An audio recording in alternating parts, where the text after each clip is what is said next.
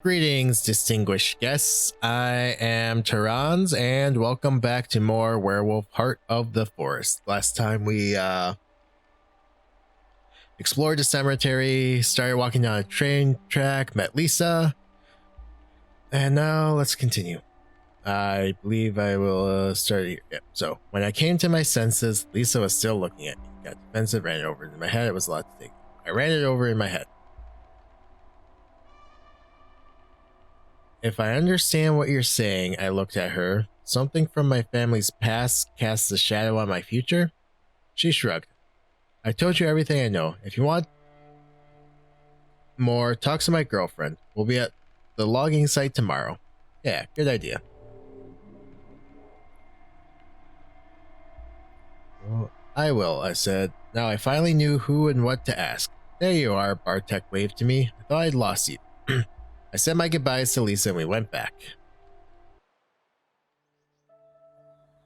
Those bison statues were watching me with their creepy, painted eyes as though they knew me. So I got one last place to go, which is the village center. A bird of many colors. This is such a nice village, exclaimed Anya as we walked along the quiet streets. Nothing moved, the heat was stifling. The village was really quaint. It's quaint, I admitted carefully.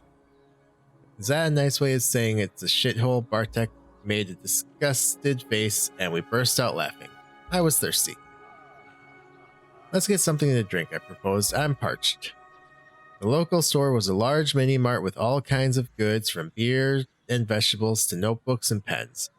There was a bench near the entrance and we were on it, and on it were a few local drunks. I prepared myself for a confrontation, but nothing happened. They threw me an appraising glance, murmured something, and let us be. I assessed the threat. They're drunk and no threat, I said, assessing the situation. We can always walk away, and if they try to stop us, they'll take a firm push, one or two kicks, and we can make a run for it. Why do you even plan for things like that? Anya shook her head in disbelief. My stepdad sent me to a self-defense course when I was 12. I shrugged, to help me with my anger management issues. We spent some time browsing the Latvian, Lithuanian, Belarusian goods. Why was there almost nothing Polish here?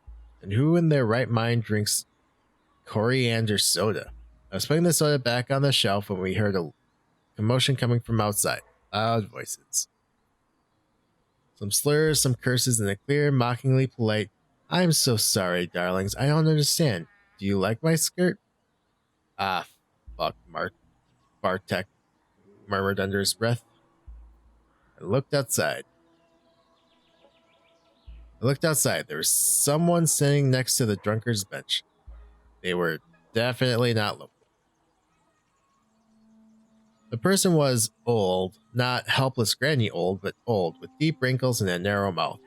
They had the unisex grace of a tired, heroin-preserved rockman. Their shoulder-length, disheveled hair completed the look. Totally dug their style. They had a peculiar style, fashion you rarely see even in the US. It looks great on them. They had clean shaven eyes highlighted with eyeliner. Their nails were painted in bright blue. They wore heavy army boots and an outrageously red skirt, a tank top, and lots of leather jewelry. On their bag, there were pins, lots of pins, all kinds of LGBTQA+ flags, anarchist and pacifist symbols, and I think some German band stripes. I approached the foreigner. I smiled and, ignoring the men, approached the foreigner. "Hi, I'm Maia. I just got here," I said. They looked at me with a serene smile. "Nice to meet you, Maia," they said with an unmistakable German accent. "I'm Kim." We started talking. "What brings you here?" I asked. "In this town, I mean." "Came to see the forest and to protect it." They sounded deadly serious. "Me and my friends heard about what's happening here and we decided to come and help." The men on the bench were looking at us group. "Hey," someone said, and suddenly from behind our backs, someone said suddenly from behind her backs. Kim smiled, and the men on the bench stiffened. Turn around. It was Lisa. Should stop drinking that moonshine. It makes you pick fights you can't win, she said. She looked ferocious.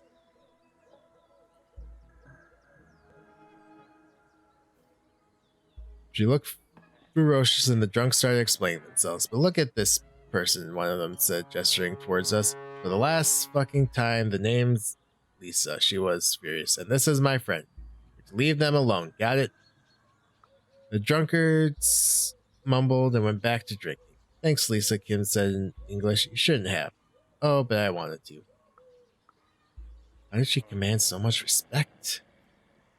Why did they listen to you? I asked. She turned to me and shrugged with just a hint of a smile. Oh, they have their reasons. I think I saw relief in her eyes when she looked at me. Hi, Maya. I was worried you'd gotten yourself into trouble there. So, will you join us on the anti-logging protest tomorrow? She asked me after a while.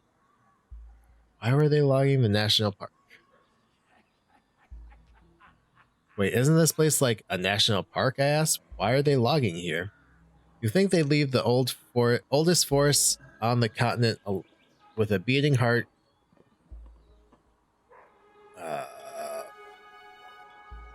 The beating heart of it alone, wouldn't you? She looked at me with a grim expression. There's illegal logging here.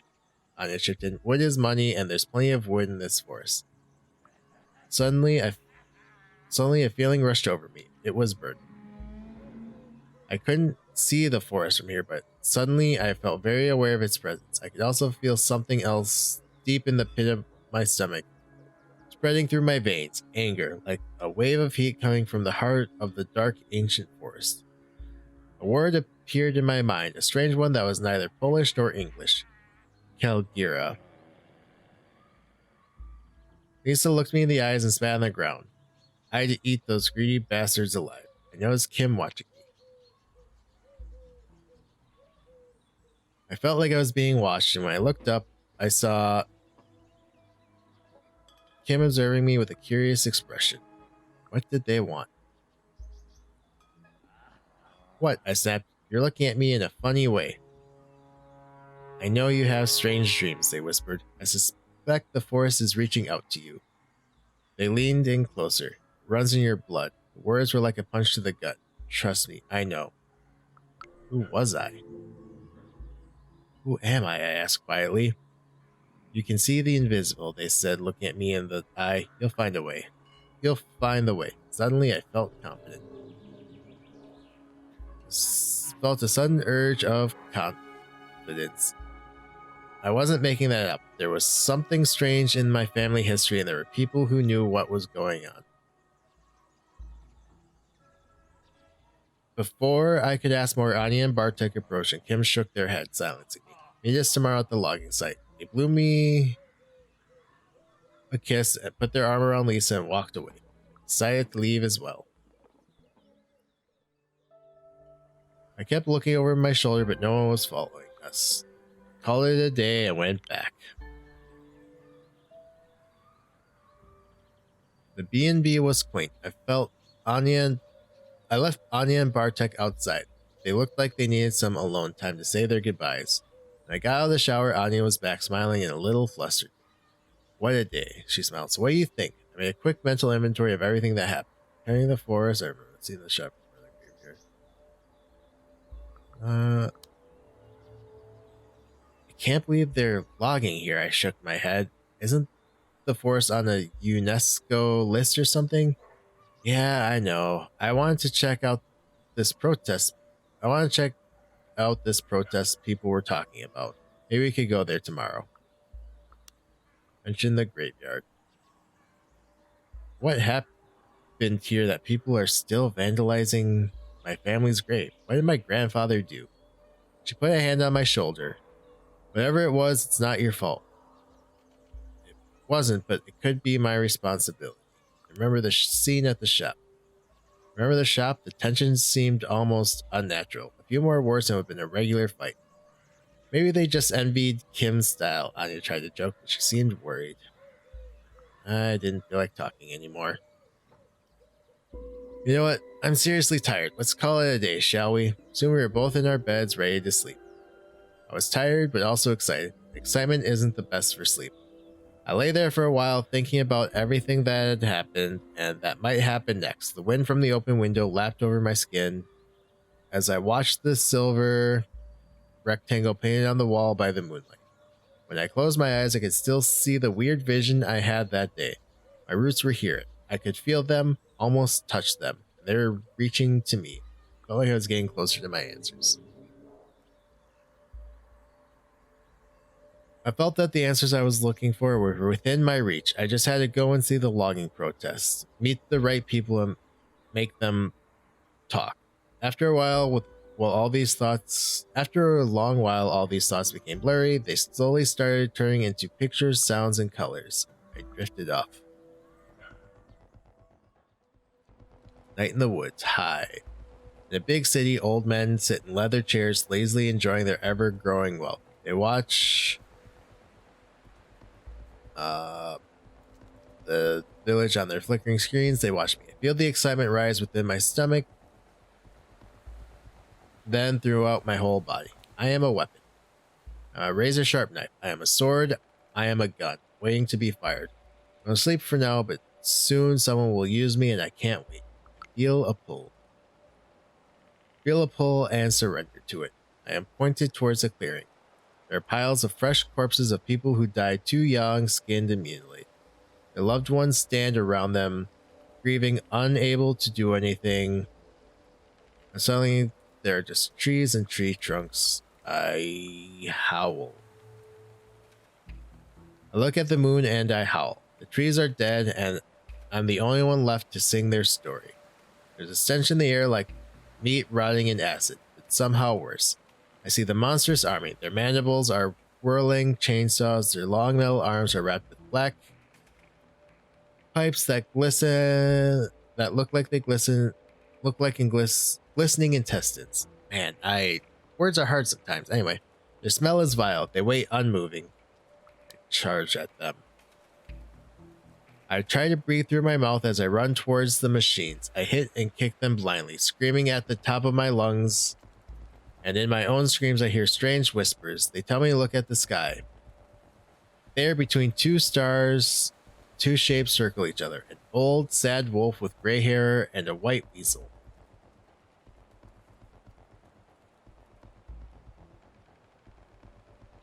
They keep their eyes on one another as they continue their dance, suspicious but not hostile. We need to fight the enemy. The awful rotting stench. I know that much. But how can we do that when we don't trust each other? They stop. They look at me in the clearing. Give them my blessing. I spill my blood and bless them with words that I do not recognize but I understand. They come down to me and I hear their voice is the voice of the forest. Welcome back. You've been away for too long a time. I wake up. Please wait. Please wait. Anyway. Chapter 2. Yeah, we'll start the chapter. The day after. Next morning was full of sunshine and bird song. I could smell the heat of the afternoon building. Those long, honey-like hours in late June when the earth isn't tired of its own warmth yet. It was crisp and pleasant now. I got up. I sat on my bed for a moment, letting my feet dangle from it. I felt angry. The weight of the previous day had coiled up somewhere in my chest, and it felt like a tiny merry-go-round gaining speed. And there was the dream.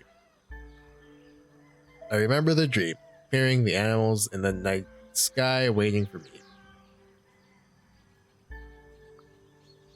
I took a shower, ate something without really paying attention, and went out. Anya joined you.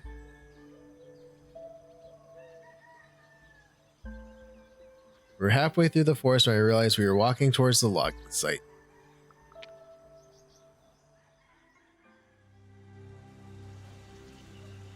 I was so focused on my anger and the turmoil in my head that I didn't really care where I was going. When I snapped out of it, the sun was shining, the village was far behind me, and I wasn't sure how I'd gotten there. Anya looked around. So what's the plan? I need to find someone. There's someone I had to find and press for answers.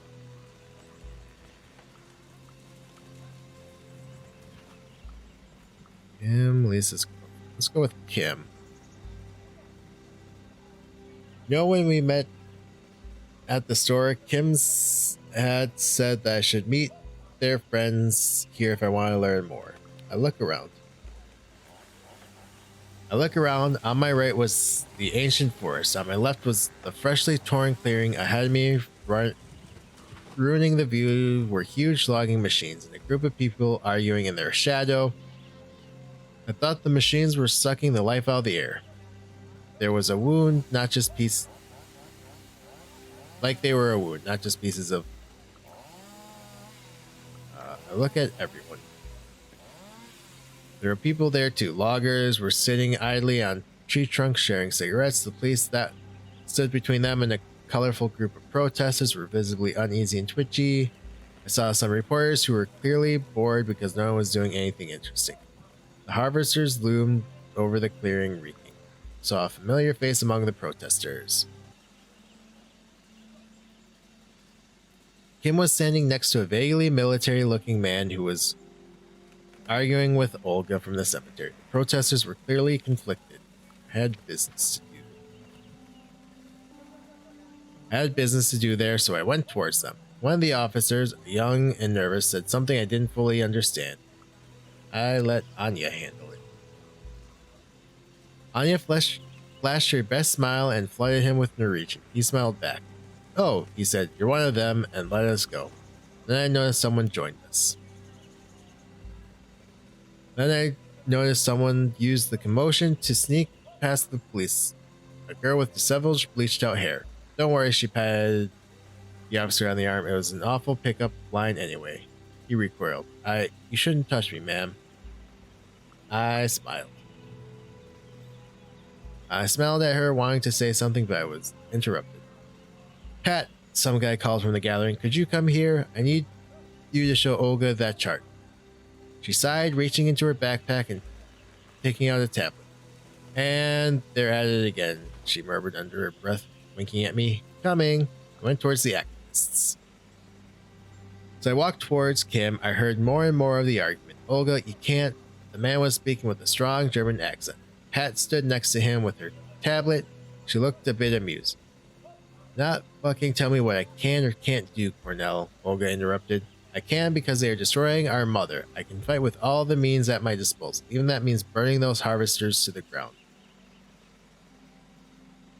A slender, green-eyed man was standing near her. He took a few steps back, went towards one of the harvesters, turned his back on us, and pissed on the machine. Olga smirked.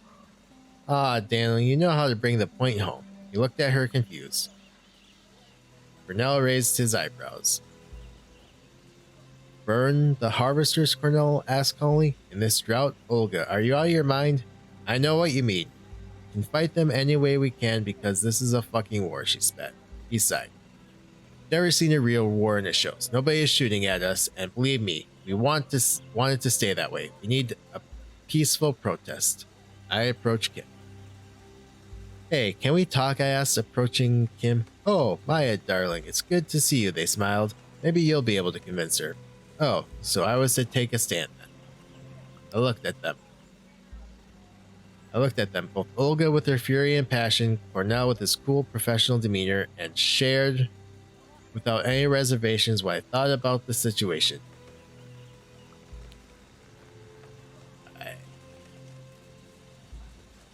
It's not a war yet, my voice rang clear in the silence, but they won't stop unless we make them. Kim shook their head and moved forward. I observed them curiously.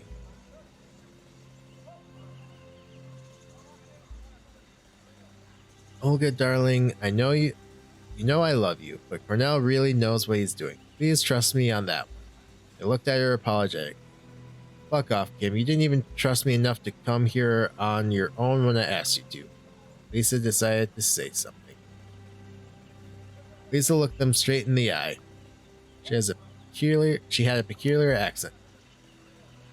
Kim, you want to teach me about violence? She looked them straight in the eye about fighting oppression just because your boss went, what, to one mission in Afghanistan? Your Polish was peculiar. Kinda mellow. Colonel winced. Lisa, leave Kim alone. He didn't know what to say. It seemed that the whole discussion could be derailed. I didn't let that happen. Hey guys, the forest, I said, the logging, the protest. Olga unclenched her fist. Cornell looked back at her and chuckled softly. You almost punched me. The conversation was over, at least for the time being. Cornell together with his cronies, walked towards the reporters while Olga went back to the group of people standing in the shadow of an old oak tree. I looked at the forest. The clearing full of felled trees like a gaping, bleeding wound in the chest of a friend. I had to do something. I looked at my friends. We have to stop this logging. Yes, just like Olga said, Anya nodded, excited. What they are doing is unforgivable and we have to fight. Looked at one group, I looked at the other.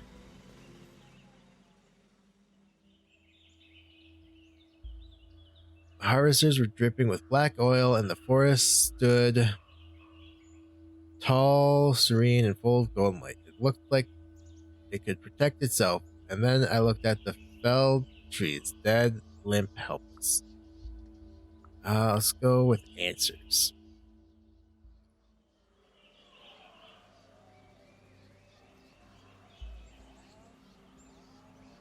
As I approached the group, Kim waved at me. Come here. They took me straight to their leader of their group, the man who argued with Old. Hello, Maia, he said. I see you haven't come alone. He reached out his hand. I shook it. You kind of want to drop my rage a little bit. His handshake was firm and strong. His eyes were an uncanny shade of gray. He might have been in his early 30s, I thought. Damn, he looked tough. Damn, you look like a tough guy, I blurted out, impressed. He was in that bad boy hipster military way. I know, he said without skipping a beat. Cornell looked me in the eyes. I know why you came to here. The force is reaching out to you because for a long time your ancestors were its servants, and now you're the only one left to pay what they owed. It seemed he believed. I looked at him skeptical, but he seemed to believe it. The important question is, he looked at me intensely, do you want to help? I had no time to answer. Before I could answer, I heard a commotion and turned around. The reporters were coming our way, but they were switched off and pointed at the ground. Why weren't they filming? Funny, I thought. They should be taking photos or filming the protest, but I couldn't remember if they were when I arrived at the site. So, Colonel asked with a hint of impatience in his voice. The reporter shook his head and gripped. Sorry, everyone, we can't do anything. We're not allowed to cover what's going on here. Suddenly, I understood. Then it hit me. The police weren't there to protect the protesters or the press. Yeah, it must be hard to do your job when the police were watching your every step, I said, and they nodded. There was a moment of tense silence. Then it all came together. Suddenly I understood the dream. That was the moment I was destined to intervene. Protest was too quiet. They needed inspiration. Voice of reason. All right. Well, this seems like a good place to to stop the episode. So I'd like to thank you all for watching, and I will see you next time with more Werewolf Heart of the Forest.